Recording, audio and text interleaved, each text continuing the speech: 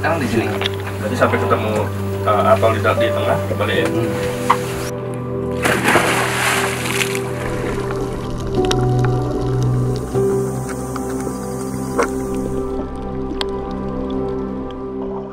Indonesia merupakan salah satu negara kepulauan terbesar di dunia. 70% luasnya merupakan hamparan lautan. Dibutuhkan ketersediaan informasi geospasial yang mendukung penyusunan kebijakan dan program pembangunan nasional, termasuk di dalamnya pembangunan sumber daya alam laut.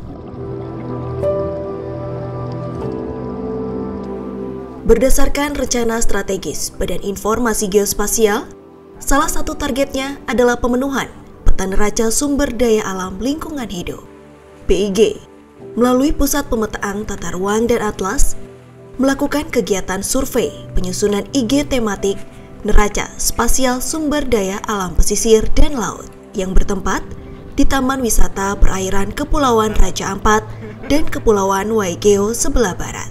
Kami dari Pusat Pemetaan Tata Ruang dan Atlas saat ini sedang melakukan survei sumber daya alam laut di perairan Raja Ampat.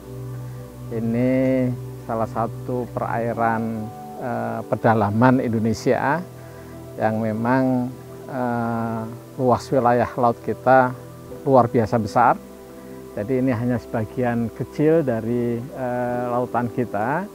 Yang kita di belakang sana teman-teman dari Pusat Pemetaan Tata Ruang dan Atlas sedang melakukan survei terumbu karang, padang lamun, dan juga ada nanti juga mangrove-nya, sehingga kita bisa memetakan saat ini kondisi terumbu karang, mangrove, dan juga padang lamun di lautan ini.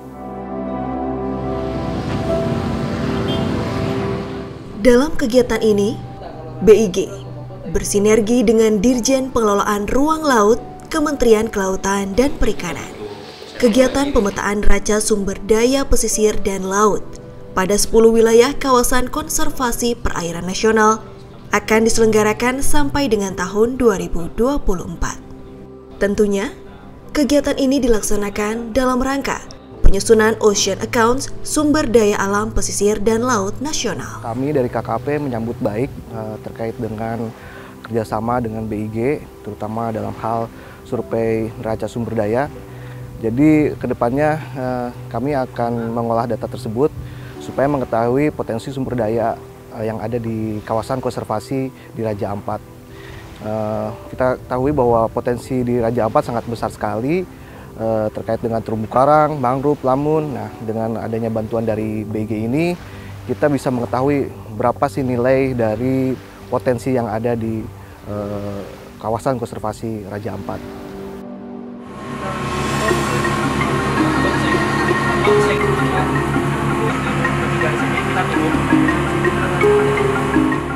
Ocean Accounts merupakan kompilasi informasi yang terstruktur, konsisten, dan dapat dibandingkan terkait dengan lingkungan laut dan pesisir, mencakup keadaan sosial dan aktivitas ekonominya.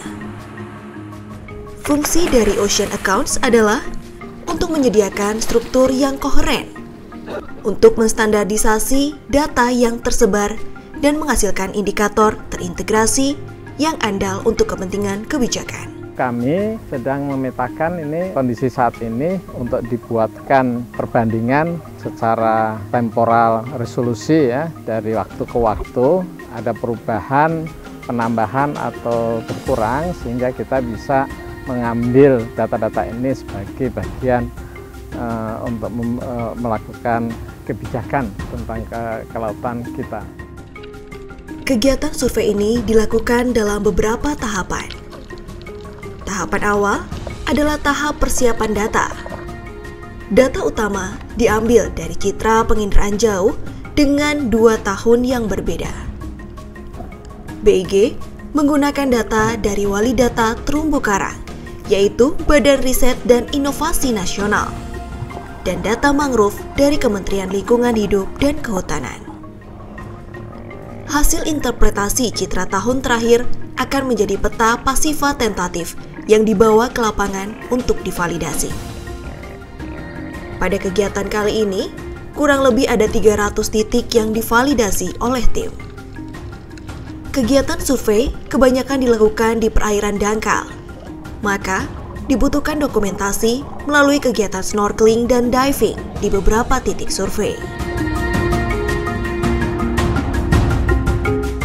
Peta pasifa tentatif, hasil validasi akan direinterpretasi dan diuji akurasinya, untuk kemudian menghasilkan peta pasifa.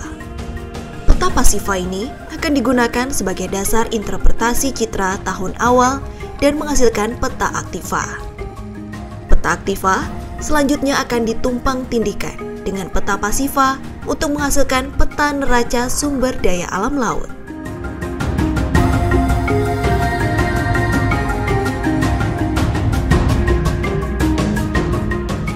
Diharapkan dengan pengambilan data yang tepat dan akurat, akan didapatkan ocean asset yang menjadi landasan dalam perumusan kebijakan terkait ekonomi lingkungan hidup guna mendukung pembangunan berkelanjutan. Kita semua berharap apa yang kita lakukan dalam pembangunan kita tidak hanya untuk saat sekarang ini, tetapi juga untuk masa-masa mendatang, untuk anak-anak cucu-cucu kita, sehingga ini menjadi bagian dari pembangunan berkelanjutan.